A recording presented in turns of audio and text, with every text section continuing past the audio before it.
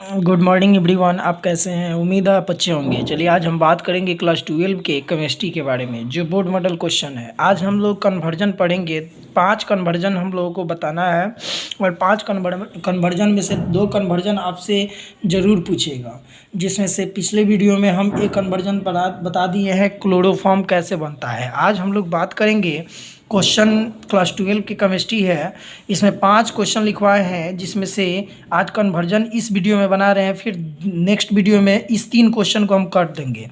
पहला क्वेश्चन है एसिटिक अम्ल से एसीटोन आप कैसे प्राप्त करेंगे।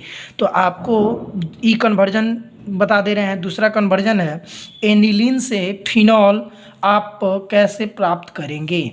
तो देखिए मित्रों, मैं बताना चाहता हूँ कि एसिटिक अम्ल जो होता है, यहाँ पे इस एसिटिक अम्ल को अब हम बनाएंगे, सॉल्व करेंगे।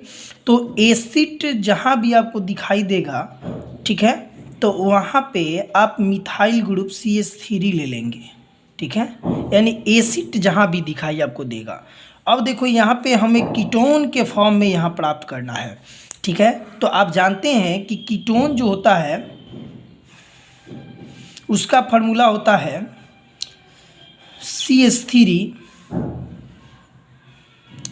CO CH3, अर्थात R single bond CO R, ये हमारा कीटोन का फार्मूला होता है।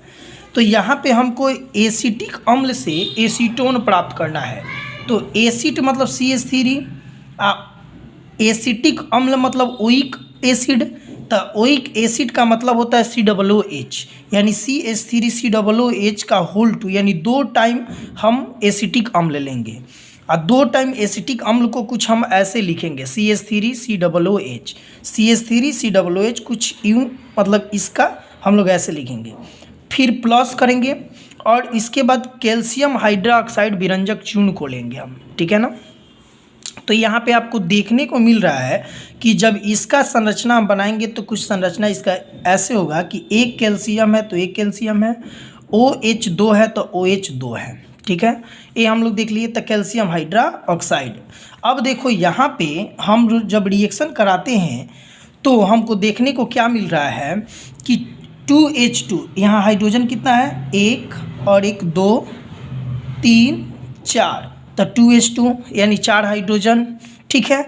अब ऑक्सीजन हम लोग कितना निकाल रहे हैं, यहाँ से ऑक्सीजन हम लोग 2 निकाल रहे हैं। तो एक ऑक्सीजन हम लोग निकाल दिए और एक ऑक्सीजन यहाँ से निकाल दिए, तो जाके यहाँ पर 2H2 हमारा बन गया। अब देखो यहाँ पे कि हम इन दोनों को, मतलब इस पूरे को निकाल दिए और इस हाइड्रोजन को निकाल दिए, तो इस दोनों को मिला दिए तो 2H2 हमारा बन रहा है।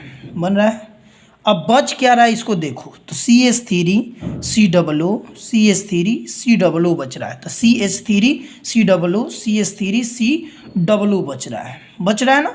अब यहाँ बच रहा है कैल्शियम, ठीक है। तो जो कैल्शियम बच रहा है, तो इस कैल्शियम के साथ हम इनको रिएक्शन करा देंगे।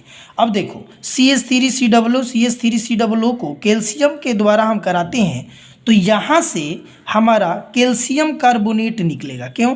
क्योंकि एक कैल्शियम यहाँ है और फिर COO यहाँ पे एक ऑक्सीजन है, तो 1 और 1 2 और 1 3, तो O3 और एक कार्बन है, तो CaCO3, तो CaCO3 निकल रहा है। अब जब निकल रहा है तो बच क्या रहा है, अब देखना है ज़रा ध्यान से। तो CH3 बच रहा है और उसके बाद CH3 बच रहा है और CO बच रहा है, तो CH3 CO और CH3 बच रहा है।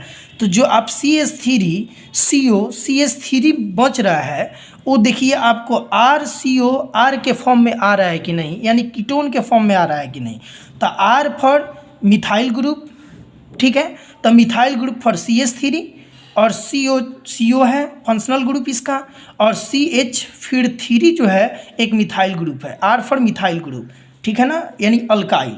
तो यहाँ पे देखिए आपको प्राप्त हो गया एसीटोन। तो हमें एसिटिक एसिड से एसीटोन प्राप्त हो गया। तो ये हो गया पहला आपका कन्वर्जन। अब हम लोग बात करेंगे दूसरे कन्वर्जन के बारे में कि एनिलीन से फिनॉल आप कैसे प्राप्त करेंगे।